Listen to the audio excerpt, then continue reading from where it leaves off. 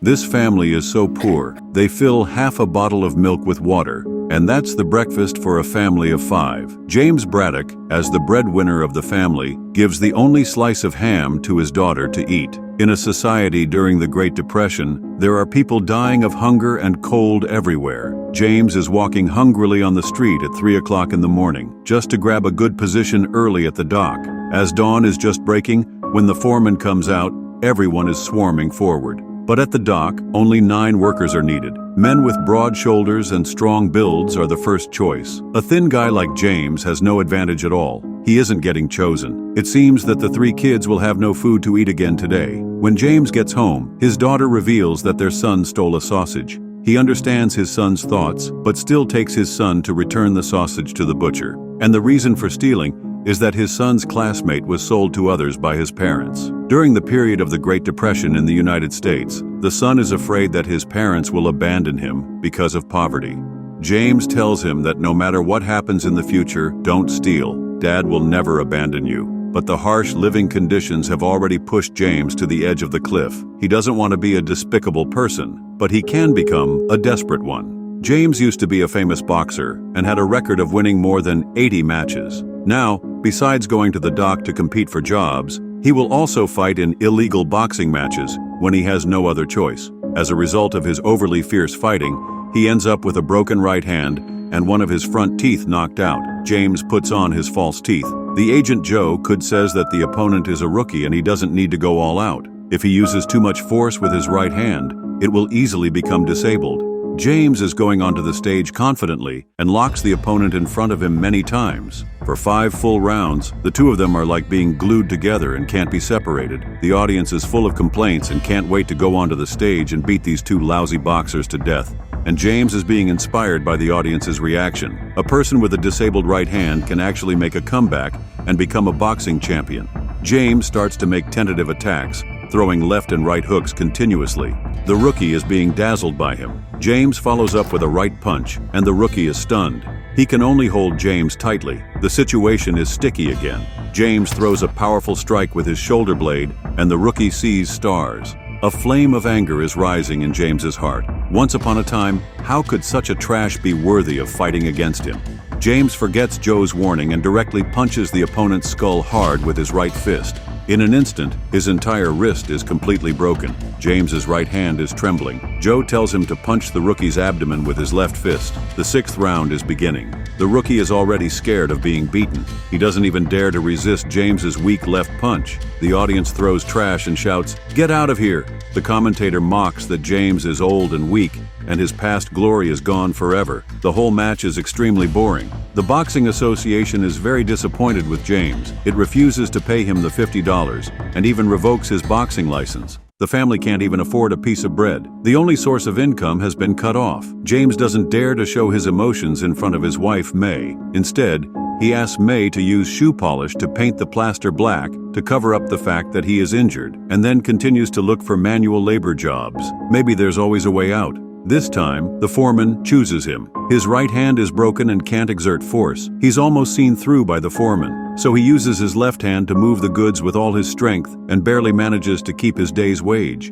But this little money isn't even enough to pay the electricity bill. The government cuts off the electricity for the family. The family can only light candles at home. It's freezing cold outside, the coldest winter ever. May secretly takes down the wooden fence of the wall to burn for fire, but the children still fall ill. The hardship of life finally crushes this father with a strong sense of pride. May sells the children to relatives. James is in great pain, but the promise he made before must not be broken. He wants to redeem his children. The boxing champion who once earned $3,000 a day has actually come to the social relief center. The staff recognizes him and can hardly believe it. The former star has now fallen into the mud. James is putting aside his dignity and getting a meager $19. But this little money is still not enough. He walks on the road dejectedly. Then he sees 2 children holding iron buckets and basins to catch the remaining drops of water from the fire hydrant. When passing by a luxurious restaurant, the rich kids are holding 2 super big lollipops and getting into luxury cars carefree. James understands that dignity is built on money. He comes to the Boxing Association. The people here were all his investors before. James is walking in nervously and telling his miserable situation in a pleading way. They gave me $19. The $18.38 so I can pay the bill and get the kids back. But he doesn't feel ashamed at all. As long as the children can come back, then all of this is worth it. After all, they were once partners. Many investors are putting the change they have on them into his hat, but some people look down on James's humble attitude and choose to stand by and watch coldly.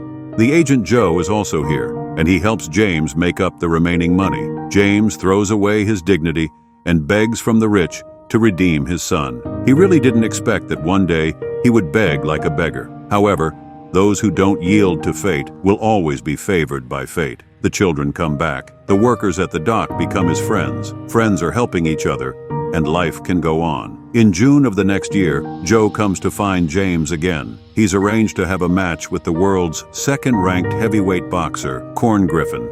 Because the originally scheduled boxer is injured, they can only find James to fill in temporarily. He can get $250 if he goes. Before going onto the stage, James's stomach is growling. Joe looks at him in surprise. James says that he didn't catch the relief soup this morning. Joe immediately brings him a plate of fried rice with mixed ingredients. Because there's no spoon and he can't dirty the bandage, James looks around and sees that no one is paying attention to him, so he buries his head and starts eating vigorously.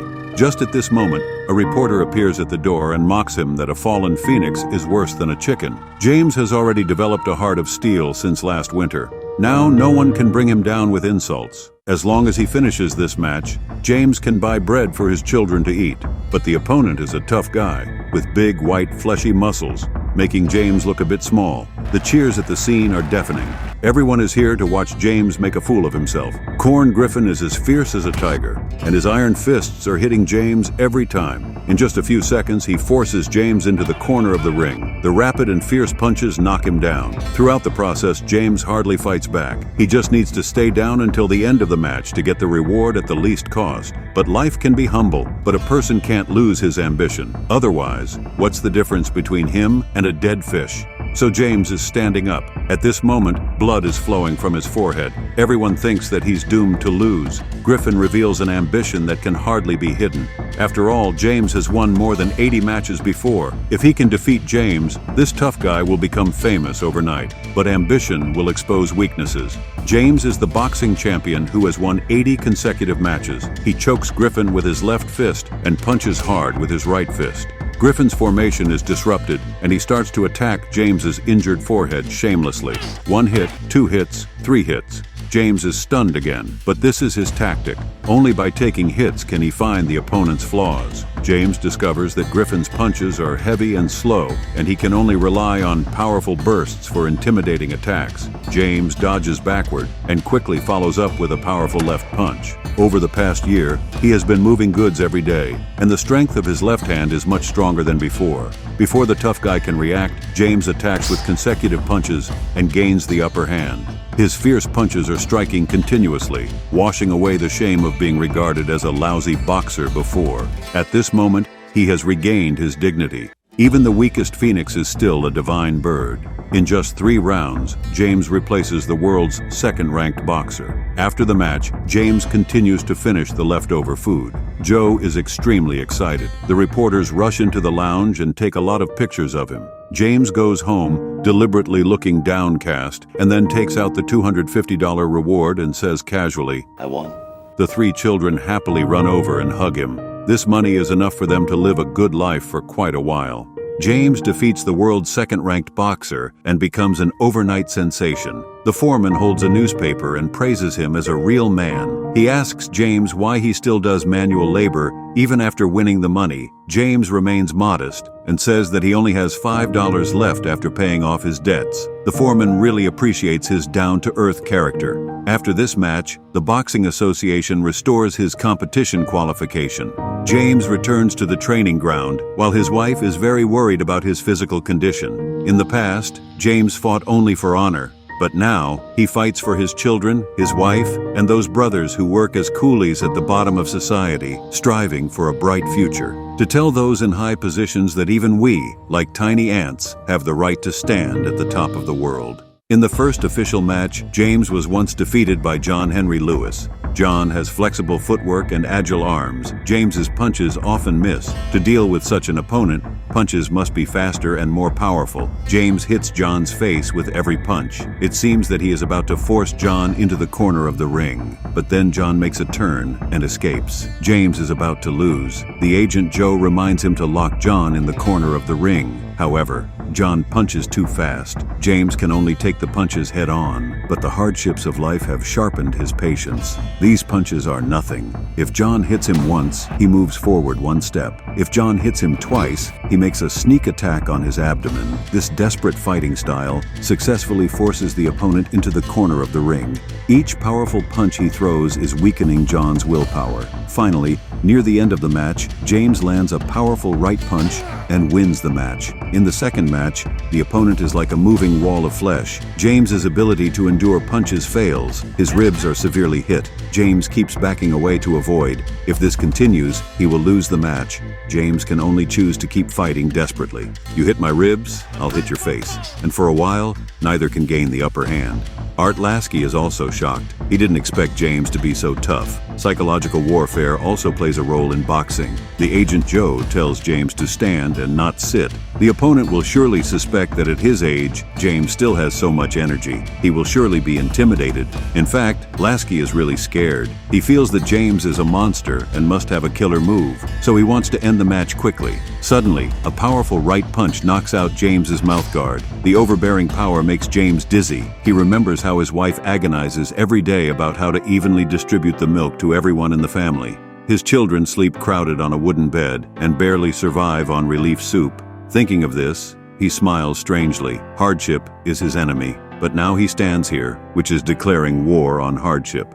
He doesn't admit defeat and is not afraid of death. His family is the power that makes him challenge everything, rather die than compromise. Lasky is confused. Oh no, it's over. He's coming with a killer move. James puts on his mouthguard again. Lasky turns pale with fright. James punches hard and breaks the opponent's nose. Lasky is covered in blood. Each of James's punches is a complaint about the unfairness of fate. He doesn't know how many punches he throws until the bell of victory rings. He defeats hardship once again. James gets a generous bonus and pays back the previous relief money. Reporters compete to interview his story. Many people are inspired by his experience. James becomes the spiritual pillar of this society. Everyone regards him as a sharp blade that tears through the darkness. And his next opponent is an extremely fierce world boxing champion, Max Baer. He has killed 2 opponents in the ring. The autopsy result shows that their brains were shattered. James looks solemn. He is not afraid of the champion's power. He is only afraid that hardship will come again. So he must win this fight.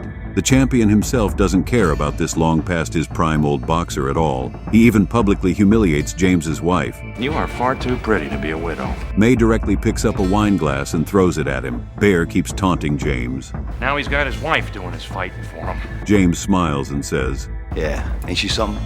James wins this round, but May has mixed feelings. She is afraid that her husband will be killed by Baer. The two have an argument when they get home. James prepares to fight the world boxing champion. He says goodbye to his family and then goes to the stadium. May goes to the church to pray for her husband. She sees many people there. The priest says that these people think that James is fighting for them, so they also come to pray. At this moment, May understands her husband's determination. She tells James to fight with all his strength and bring hope. With his wife's support, James's heart becomes stronger. When he appears, the whole stadium is silent. When he stands on the ring, all the people give thunderous applause. He is the iron-fisted man that everyone expects. Baer looks at him playfully. He doesn't regard James as an opponent at all. James feints 2 punches and then lands a left hook on Baer's shoulder. Baer provocatively beckons to him. James tries to lock his arm but gives him a chance to attack. Just when James is about to counterattack, Baer presses his head and keeps a distance, as if he is afraid to get close. James blocks with his left hand and throws consecutive hooks, all of which land. But Baer's expression is not angry at all, even when James grabs his shoulder and he is willing to take the punches. The agent Joe sees the trick. Bear has been refusing James's close attacks. This is James's chance to win. James throws a powerful punch and hits the champion's nose. James is puzzled. This is not Bear's level. Then James bends down to dodge and hugs Bear to hit his ribs. But Bear doesn't care about being hit continuously. He even has the time to tease James about his wife. She talk about me. James is distracted by his words. Bear takes the opportunity to attack his groin. James blocks in time. Bear shamelessly continues. She missed me? James is enraged and punches his ribs hard. Bear takes many heavy punches. James responds with tough words. Hands up and your mouth shut. All the people in the audience are taunting Bear as a piece of trash. They say he has no skills and only talks big. They say his championship is bought. However, at this moment, the curtain of a new round is raised. Bear suddenly becomes serious and starts a fierce attack. He throws consecutive left and right hooks. James takes 2 heavy punches and his vision starts to blur. At this moment, he realizes that Bear's joking before was just to consume his energy and make him lower his guard, and then make a desperate counterattack at the last moment. James is constantly attacked by the champion and can only lower his body to reduce the damage. However, Bear is like an enraged bear and gives James no chance to counterattack. But James's ability to take punches is not for nothing. After several rounds of being hit, James finally finds a chance and starts to counterattack. Bear's teasing face turns into a bitter smile. All the people, including the workers in front of the radio, are cheering for James. The skills of both sides are gradually leveled. Bear has never been so embarrassed. Joe sweats for James and reminds him to avoid Bear's deadly right punch. Bear is told to find a chance to use his killer move. The 2 sides go back and forth. You punch me, I punch you back. Anyway, neither can get an advantage. But Bear's potential is completely unleashed in the last round. None of his opponents has ever lasted until the last round, and James is a great insult to him. The champion throws a powerful right punch. All the people in the audience are scared and stand up. James's vision is blurred. He vaguely sees Bear like a demon from hell, approaching him with murderous intent and swinging his deadly right punch. However, at this moment, James bends down to block and throws a powerful right punch. Bear's ultimate move is instantly broken. James throws consecutive left and right hooks. The whole stadium is boiling and cheering. At this moment, both sides are at the end of their ropes and only have their physical strength to fight. As long as one doesn't fall, there is hope to win. Just then, the bell rings and the match is over. This match is so close that it's hard to judge. Joe is very worried that the result will be tampered with. In the audience and in front of the radio, all the people are nervously waiting for the result. A few minutes later, the result is finally announced. The referee announces on the ring. Winner, James Braddock! The whole stadium is boiling and cheering. This is not James's victory alone. This is the victory of a group of people. This is the victory of an era. At this moment, his existence has become a spiritual symbol. He represents the dawn of hope. He wins the respect of Bear and becomes a miracle of this era. This is a true story. James is not arrogant and complacent in his glorious moments. When he is in a difficult situation, he doesn't forget his original intention. Boxing is his favorite career. Every time he fights with all his strength, he doesn't complain about the hardships of reality. He respects his wife and protects his family. Even when he is poverty-stricken, he never loses his kind character. He always believes that the happiness of life can be achieved by working hard with his own hands. Later, James Braddock participated in World War II. He bought the dock where he used to work and participated in the construction of the Verrazano Narrows Bridge. Finally, he grows old with his wife. This film is called Cinderella Man. The story is set in the 1930s during the Great Depression in the United States. James can be said to be the epitome of that era and also symbolizes the hope that rises from the trough. With family love and great love in his heart, he has the motivation to keep moving forward. Movies are an art that lingers in our minds. Movie recaps are just here to recommend a film. Only by experiencing the original film can you truly live through a different life. See you next time.